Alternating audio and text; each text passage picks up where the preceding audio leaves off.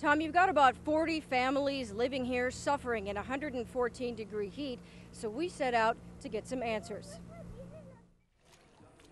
People are trying to cool down any way they can at the Whispering Sands mobile home park near Desert Hot Springs, where the power's been on and off, mostly off, for close to 2 weeks. It's a nightmare and we're living it. The water isn't running either because the pumps run on electricity.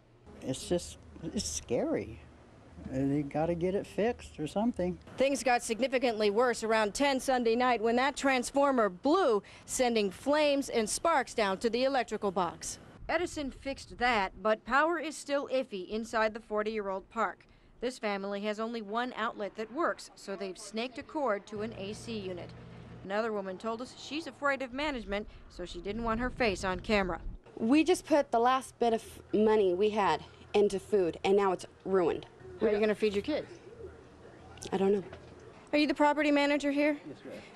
We're here from KMIR 6. We were hoping you could explain what's going on. I know you're working hard to fix this. I can't talk to you. You're not allowed to talk on camera? No. I mean, people are suffering here. I know. What's being done to change it? I couldn't tell you this time. The owners are working on it.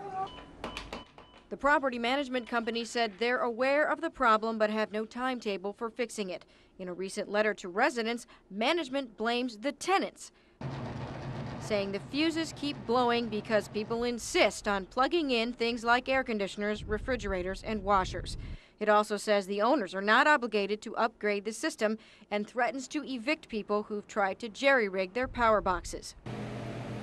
Meanwhile, the families who live here are just trying to get by until something is done.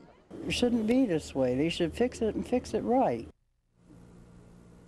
And we are told that the water has just started flowing a few minutes ago and that management has sent an electrician here to the park, not to restore all power, but to cut off power to certain trailers that had used more than their share of electricity.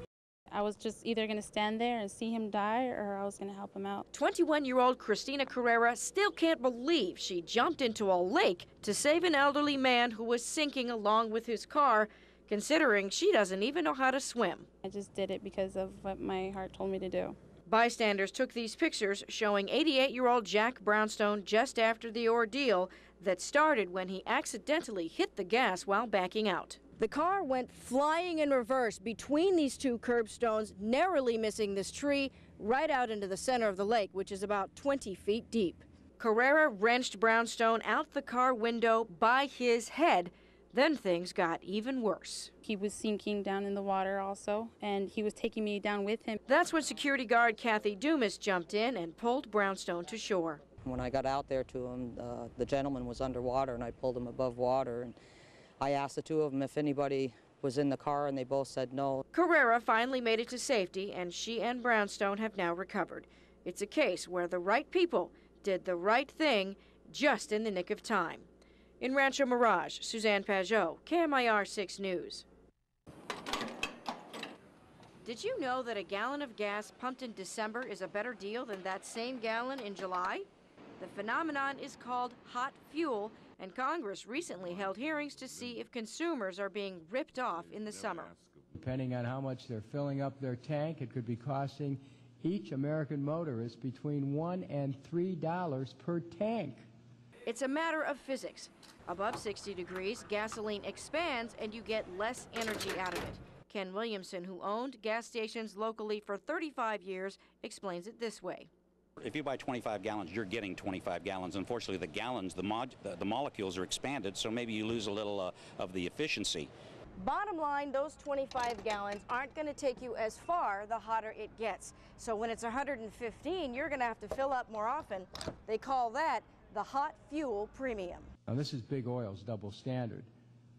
When they sell gasoline to each other, it's temperature adjusted. That's like a windfall profit. They're getting additional money because of expansion, and they're not passing that on to the consumer. This summer, this double standard will be worth $1.5 billion to the oil industry.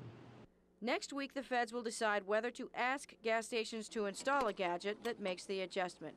Stations already do that in Canada, where the cold temps make the practice work in the oil company's favor. In the U.S., the oil industry and gas station owners say it'd be too expensive to retrofit the pumps, so gas prices would go up. Nonetheless, mobile stations will put stickers on the pumps starting next week, letting customers know about the hot fuel issue, even though they're not going to do a thing about it. In Palm Desert, Suzanne Pajot, KMIR 6 News.